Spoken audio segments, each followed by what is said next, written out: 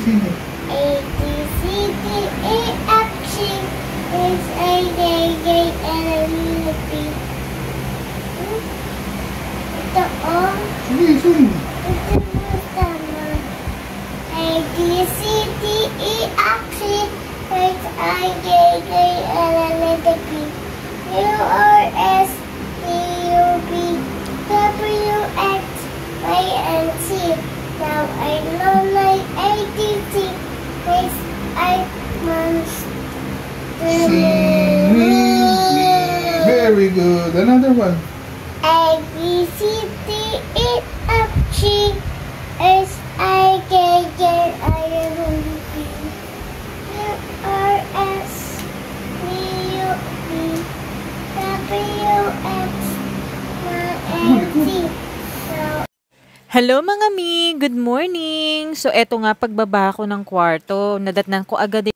At nakakataba naman talaga ng puso na ganitong eksenang madadatnan mo, 'di ba? Bihira lang sa lalaki ang ganyan sa kanilang mga anak na babae. So eto na nga mga mi, itong anak ko daw ay nag-aayam lumabas para bumili ng taho. Gusto daw niyang kumain ng taho. So tara, samahan niyo kami for today's video. Inaantay ko na nga lang matapos na magtirintasan itong mag-ama. So sana all nga, 'di ba? Sabi ko nga sa asawa ko, pagkatapos ng anak ko, yung buhok ko naman yung tirintasin niya. Sa haba ng hair ng lola nyo, ewan ko na lang kung matapos agad to. At nakakatuwa nga na mahaba na ang buhok ni Elise. So pwede na namin siyang ayusan ng kung ano-ano. Happy kid yarn?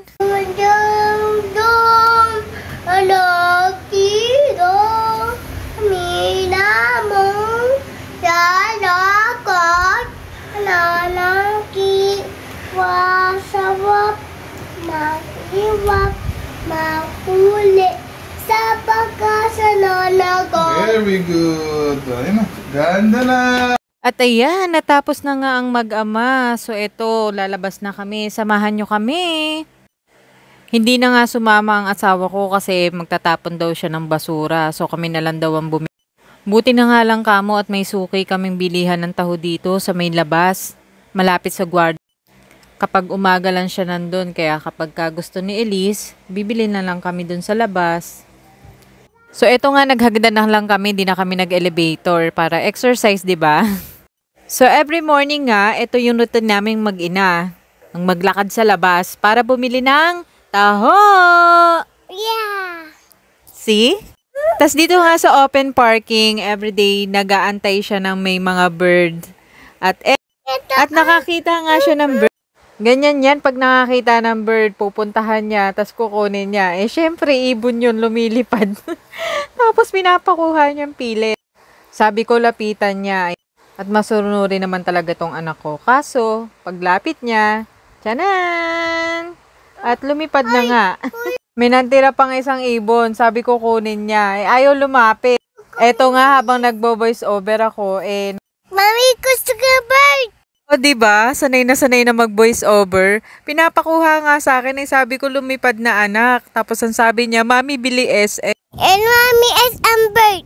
O diba, may kasama na ako sa pag-voice over. So eto na nga, pagdating namin sa labasan, dito lang sa may gilid. Andito na yung suki naming magtataho. Naalala ko nga nung bata ako, kapag may dumaan sa harap ng bahay namin ng taho, abay kanya-kanya na ng labas. Wala nang suklay, walang tsinelas, basta maabutan lang si taho kasi ang bilis umalis. Nga sigaw ng taho, nak. Oh! Pero dito hindi na namin kailangang habulin si taho, kundi kailangan mo lang lumabas ng maaga para abutan mo siya sa labas.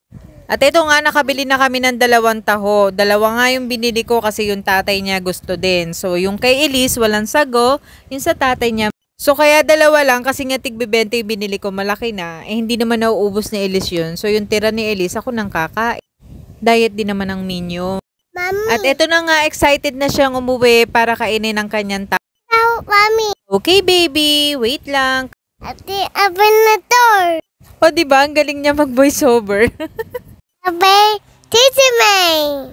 Good job! At ito na nga mga mi, nakauwi na kami sa... At chinichika nga niya sa daddy niya, nakakita siya ng bird at ayun, nagpapabili sa SM. Sabi kasi ng daddy niya nung nag-SM sila last week, nang punta daw sila dun sa pet shop. At ayun, pinakita niya yung bird. Kaya ayun, natatandaan ni Elise na Bili ng bird sa S. Taho, Mami. Nga daw, let's eat taho na. At eto na nga, excited na aking baby girl.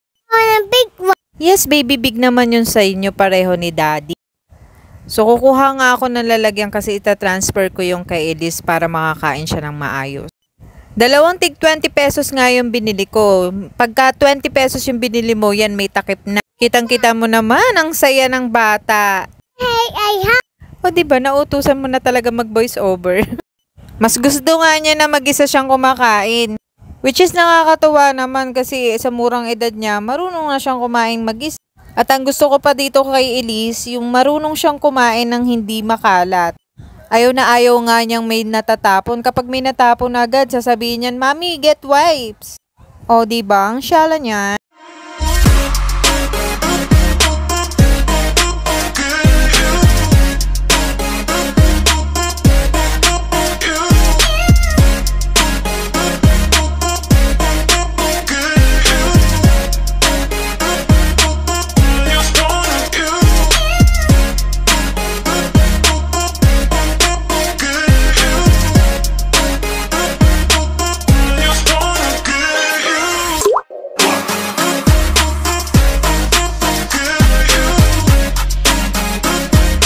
Ito nga ang tatay niya, ayaw pa magpa-video habang kumakain ng taho. Huling-huli naman. Sarap yarn. Makita ko lang busog kayong dalawa ay busog na rin ako. Ganun naman talaga lahat ng nanay. Makita mo lang busog ang pamilya mo, parang nabubusog ka na rin. Busog na busog sa pagmamahal.